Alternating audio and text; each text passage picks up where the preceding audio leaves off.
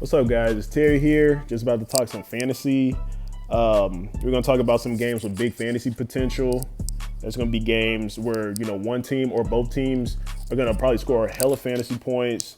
Starting with the Vikings and the Rams. With the Vikings, we know they got absolutely just demolished by the Bills last week.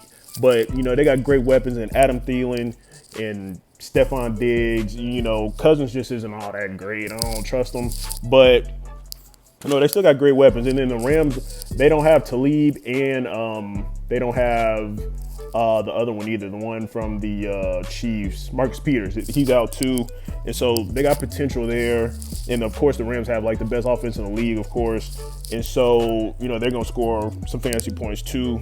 Another game, Bengals and Falcons. We saw what the Falcons did last week in the New Orleans versus the Falcons, and both teams had crazy fantasy points. Kamara, Breeze, Thomas, on the same side had crazy points. And then going back to the Falcons, we saw what Calvin Ridley did. We saw what Matty Ice had. Julio, they just had crazy points.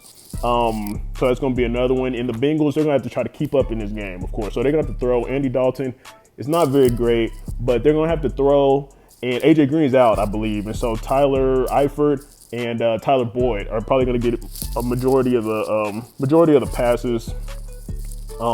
Another game to look out for, Saints and Giants. We know the Saints, they have a monster offense, so they're going to score some points. Giants, they're going to have to try to keep up. They probably won't. But OBJ, Shepard, they'll probably get, a lot of passes. So that'll be good, if you got them on fantasy.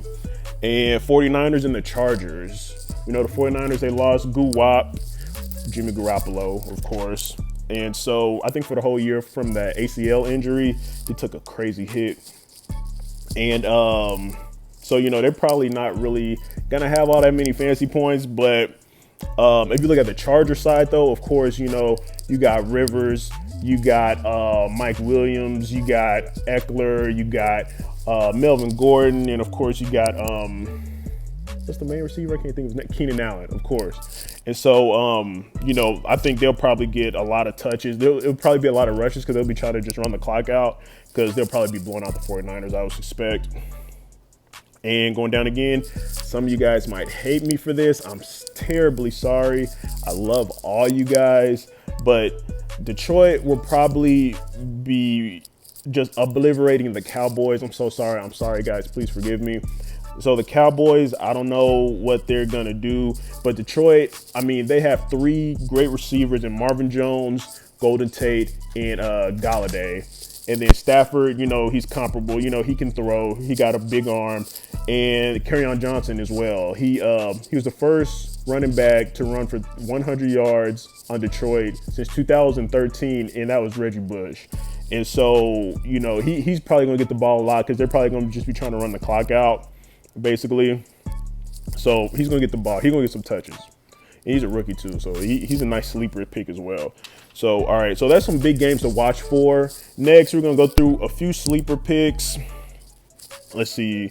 QB, we got Trubisky and the Bears versus Tampa Bay. We know Tampa Bay's defense is terrible, but they can put up points on offense. So if they can put up points and they have a terrible defense, the Bears are going to have to put up points back with them. And so that means Trubisky's going to have to throw. So Trubisky is a sleeper pick there. We got Baker versus Oakland, the Browns, Baker Mayfield. He's probably going to eviscerate Oakland. Tannehill versus New England. Tannehill's been having an insane season. I didn't even know till last week. He's been having a great season. And New England's defense is shit water. So Tannehill, and then Dalton versus ATL. Like I said, I know Dalton isn't very great, but he's gonna have to throw a lot to stay in the game, and so he'll probably have a pretty decent game, even though he'll probably throw like 3, 4, 5 picks. I don't even know. Running back side, we got Buck Allen on the Ravens versus Pitt. Buck Allen has 32 yards rushing this entire season over 3 games, 32 yards rushing. But another thing, he has a touchdown in every single game. And so he's had double-digit fantasy points every week. And so, I mean, I know he doesn't have yards. Oh, and he's catching out the backfield as well. So he's going to be a nice sleeper. I'm pretty sure he's not in a lot of leagues. Let me see who else we got. Oh, Austin Eckler. His name Austin Eckler. It's Eckler for the Chargers versus San Francisco. They're gonna have to run the ball a lot because they'll probably be blowing out San Francisco, and he's gonna get some touches. And like I said, Kerryon Johnson versus the Cowboys. They're probably going to be blowing the Cowboys out, I would suspect, and he's going to get some touches. He ran for 100 yards last week. Like I said, first running back on Detroit to run for 100 yards since Reggie Bush in 2013. And so he's going to get some touches. All right, on the receiver side, some sleepers we got. Jakeem Grant. They've been trying to get him the ball a lot. He's that dude from Tech. I think he's like 5'6", and he's fast as hell. I think he ran like 4.3 something. He's real small, but they've been trying to give him the ball a lot in every situation. He's sort of like an all-purpose guy.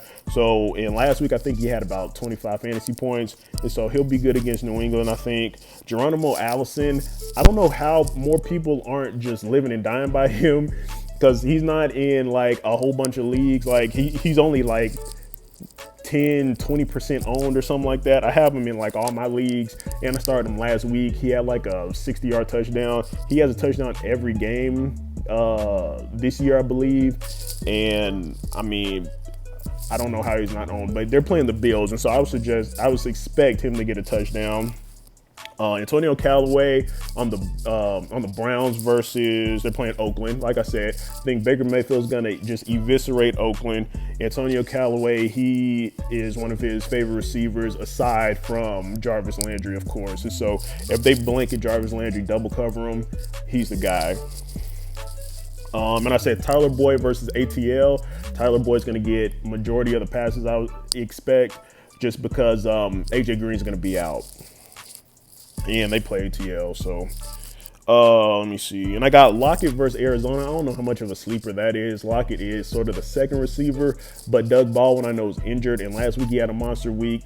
He might have been picked up in your league in daily. I don't know. So you can, I think he'll be another one versus Arizona. I think that'll be a good play. And who else I got here? Oh yeah, all right. So now going down to defense. The defenses. I'm rolling with the Chargers versus the 49ers, of course. Chargers, I think Joey Bosa, I think he's still out.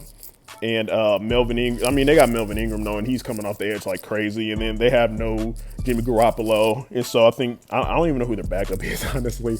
I have no idea. But I think their defense will put up some numbers. ATL's defense versus the Bengals, like I said, the Bengals are probably going to have to throw to stay in the game.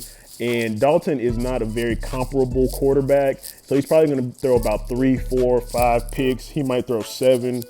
So ATL's defense.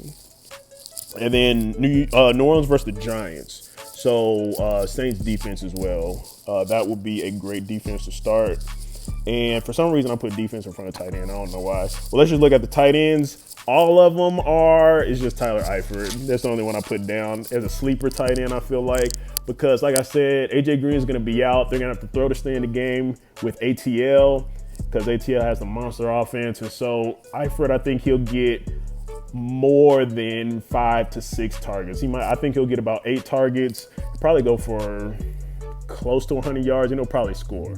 So, yeah, that's just some of the picks, or not picks, but some of the games with big fantasy potential and some of my fantasy sleepers. Hope you guys enjoyed this, and I hope you have a great weekend. Catch y'all later.